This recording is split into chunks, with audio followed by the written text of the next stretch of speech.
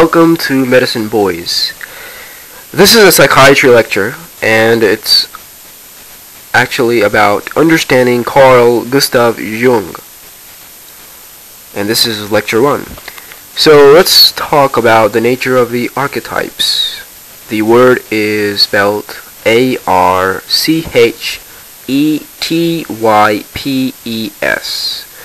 So let's begin. Dreams and myths are constellations of archetypal images. They are not free compositions by an artist who plans them for artistic or informational effects. Dreams and myths happen to human beings. The archetype speaks through us. It is a presence and a possibility of significance. The ancients called them gods and goddesses. So exactly what is an archetype?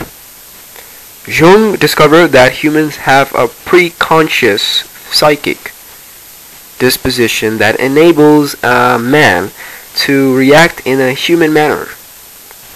These potentials for creation are actualized when they enter consciousness and as images.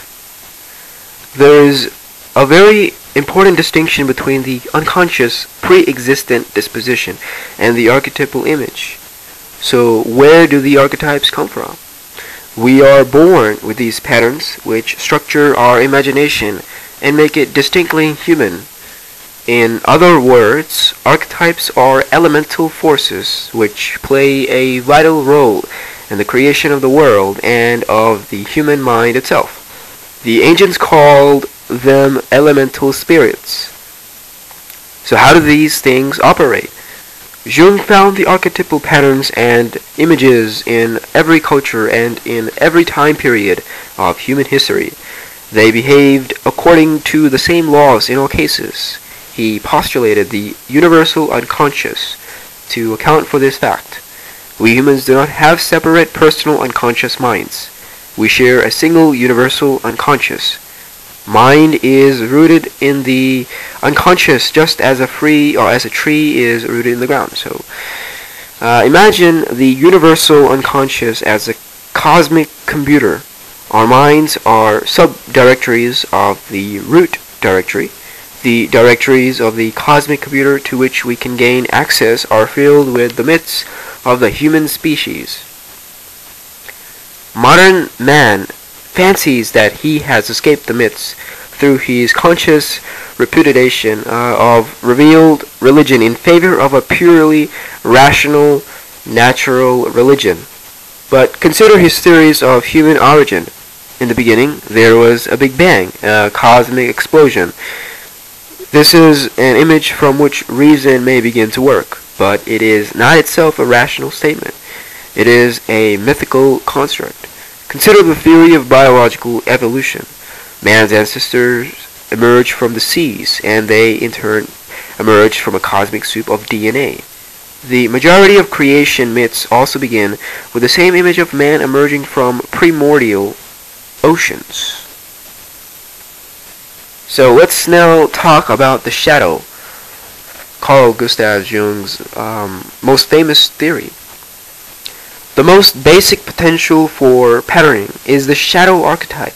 This is the potential of experiencing the unconscious side of our unique personalities. As we move deeper into the dark side of our personality, personal identity begins to dissolve into latent dispositions common to all men.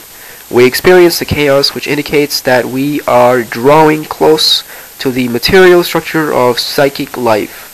This outer side may be manifested in a wealth of images. The image of wilderness is basic. Remember that Hansel and Gretel were led into the woods and were trapped. Knights discover dragons, ogres, and thieves in the woods, and Robin Hood is at home in the wild.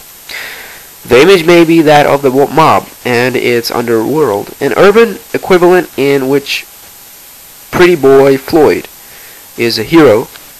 There is always the concrete jungle. Dragons sail the sea. The watery wilderness. Jesus and John the Baptist met God in the wilderness, as in Israel and Sinai. The shadow is the easiest of the archetypes. for most persons to experience. We tend to see it in others. That is to say, we project our dark side onto others and thus interpret them as enemies or as exotic presence that fascinate. We see the shadow everywhere in popular culture. He is Batman, she is Spider-Woman, it is the Ninja Turtles. We see it in popular prejudice as well.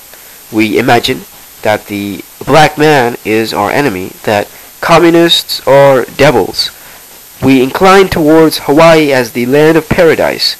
We accept people uncritically if we perceive them as fair-haired. Of course, Satan is the great shadow image of popular religion. Now, consider this. The word Satan only appears 54 times in the entire Bible. The shadow is the personification or the embodiment of that part of human psychic possibly that we deny in ourselves and project onto others. So, thanks for watching this episode. See you next time on Medicine Boys.